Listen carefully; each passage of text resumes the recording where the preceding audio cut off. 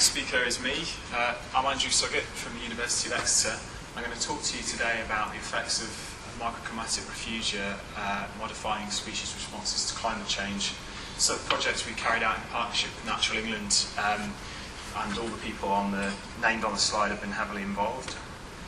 Okay, so I thought that given that we've had so many fantastic talks on this subject already this week, and that there's also, to a certain extent, been a bit of a debate about the extent to which we should be worried about climate change, I thought I'd provide a brief summary of the latest evidence on the subject.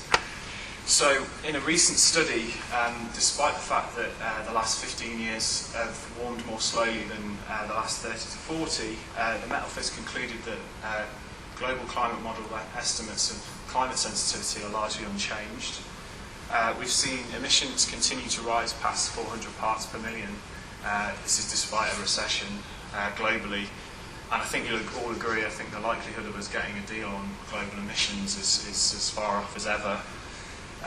Ilka Hansky argued the other day quite convincingly that conventional estimates of extinction risk derived from the species-area relationship can certainly underestimate risk in habitat fragmented landscapes.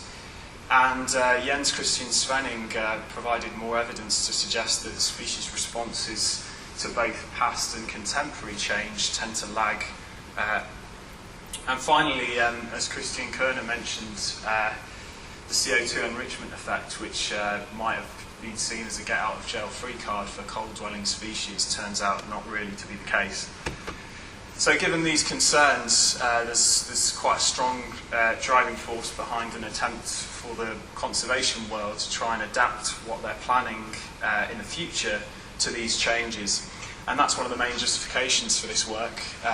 But also there's a justification in the sense that in the last 10 to 15 years, a large number of species records have been turning up far north of the last glacial maximum ice extent than previously thought robust. And like this field vole in the Carpathians, it kind of leads to the idea that these species will have persisted in perhaps atypical climates or microclimates that were different from the wider atmosphere at the time. So this leads to the tantalising prospect that we might be able to look to contemporary, these similar sorts of areas, perhaps colder microclimates in response to the modern warming. So I'm going to be testing this premise during the course of this talk. So the first thing we did was look in the literature and establish what had already been done in the subject. So we identified all the landscape features that might lead to these sorts of microclimatic refugia. That's the Rosen table, and those are the taxa for which there's possibly been a test of the importance of it. The coloured squares are where there has indeed been a test. I don't want you to look into detail into this, only to say that there's a large amount of grey boxes and hence quite a lot of information that we don't know about the extent to which this might be important. So we set about trying to fill in this table. Thanks to the wonderful data set available at the Biological Records Centre at CEH here in the UK, we were able to collect a wide range of wildlife data that we used to indicate distributional change. So we were able to do quite well at filling in the columns on our table to try and come up with some tests.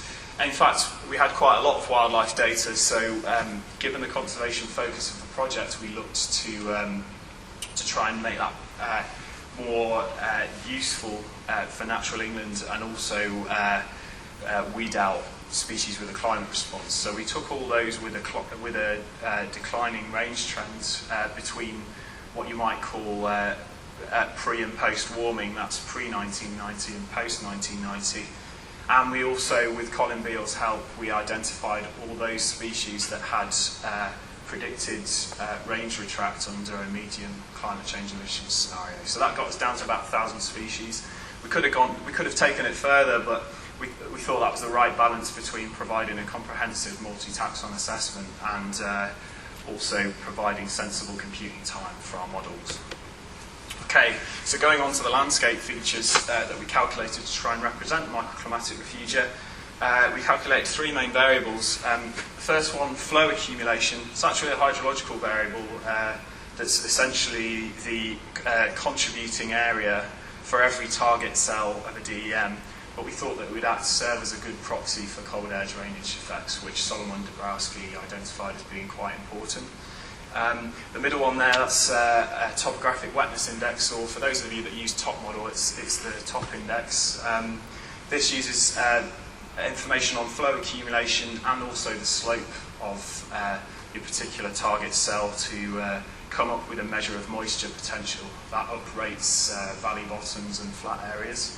And then finally we calculated the incoming direct solar radiation of every target cell. That's potential, not necessarily realised. So just a note on the resolution we worked at, given that a lot of the CEH data historically was collected at the 10 kilometre resolution, 10 kilometre grid cell resolution, obviously you can't model microclimate at such a coarse scale, so what we did was we generated layers at the 100 metre level and summarised them at 10 kilometre level. So this is Beachy Head here in England. As you can see, it's done quite well at capturing the variation in solar regime of those chalk escarpments. And when you move to 10 kilometre level, obviously you lose information, but there's a reasonable amount of fidelity between the two.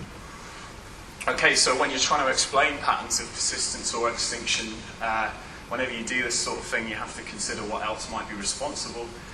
So as Gary Powney mentioned, there are differences in recorder effort, so we included patterns of those in our models. We also included a measure of agricultural intensity, because of course that could be driving extinctions. And also we included particularly interesting or important geologies that could be explaining things and be important, particularly for plants.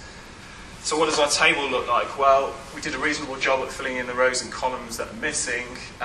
We also added to it as well, so we included rates of climate change, things like difference in the climate change from the matrix, which might be a particularly unique climate trend. So I'm not going to present results from that today.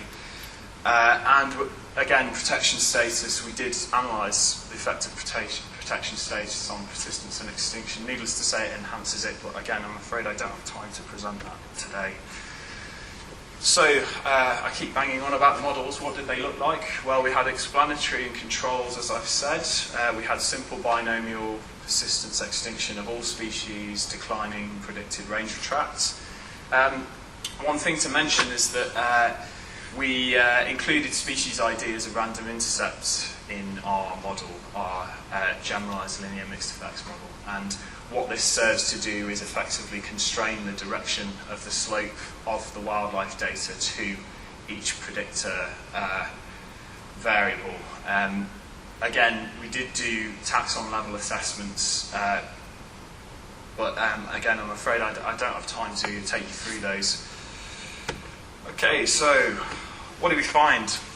So returning to our original premise that species might be able to persist in atypical climates despite a wider climatic change, you might find that statistically this might manifest in terms of an interaction between the trend, in this case temperature, and the particular indicator of microclimatic availability.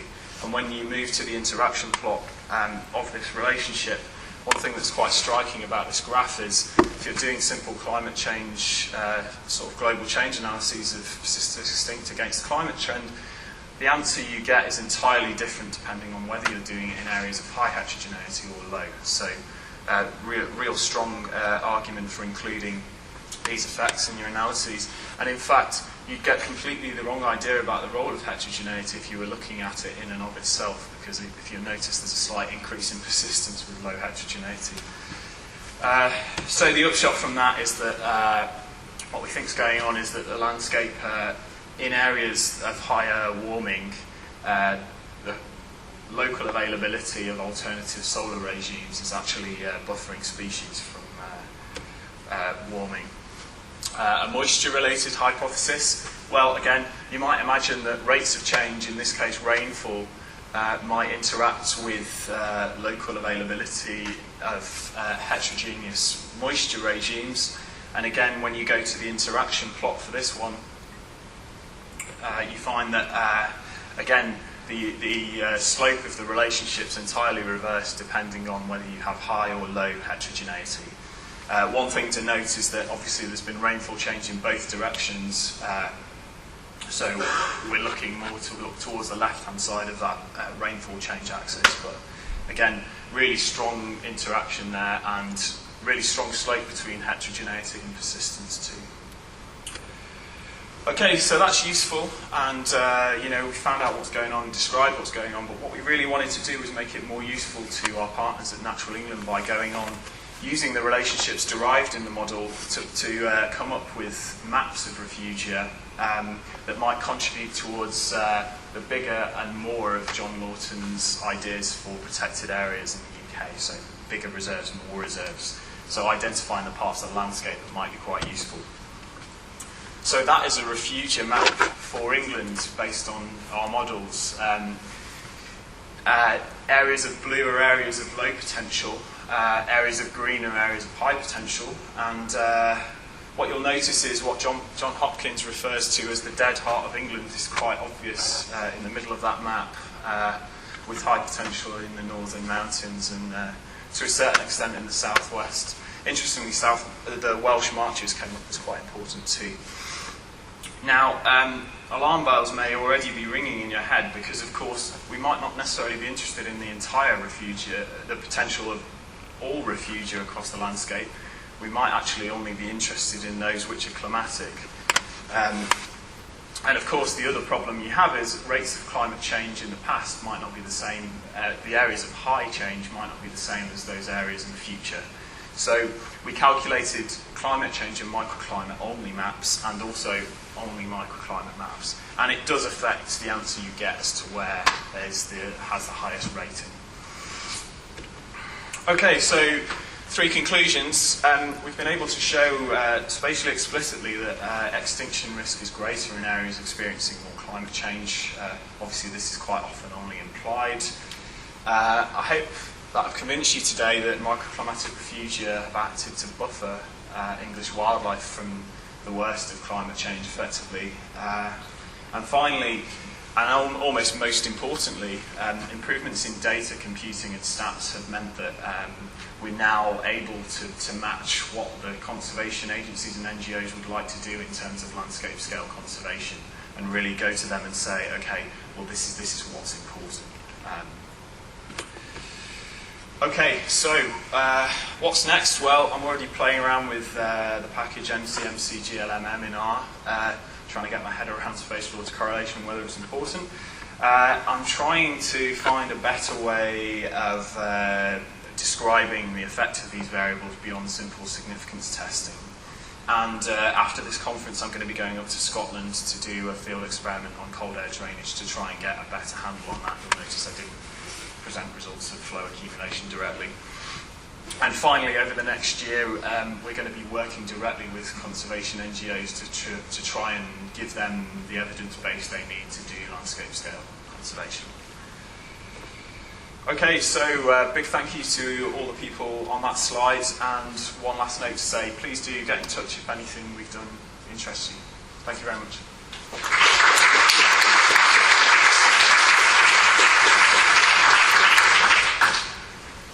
Okay, we've got a bit of time for questions. Does anyone have a question? Yeah, Justin.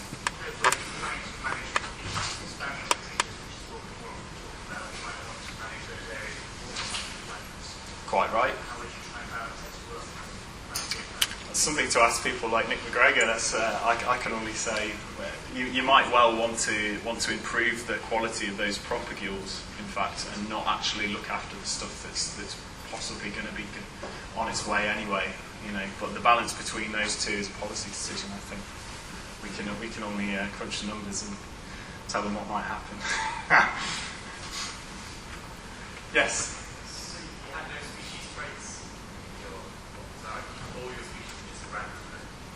Yeah. So you expect a big difference in thermal microclimates between end and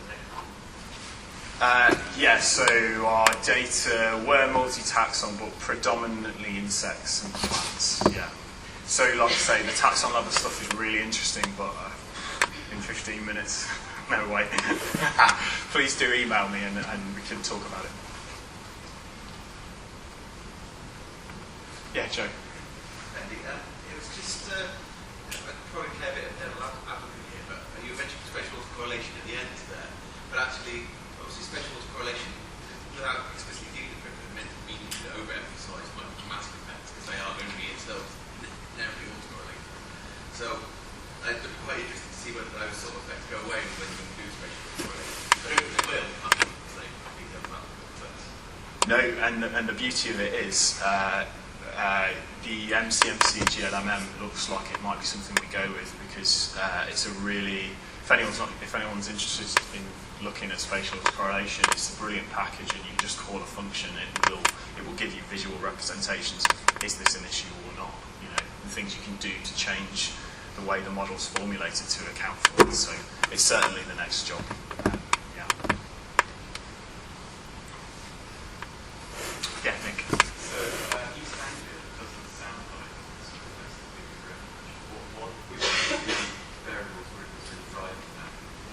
Climate change, low climate change in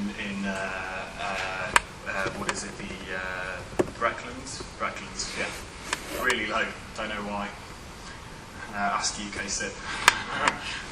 Okay, we better move on now. Our next speaker is Richard.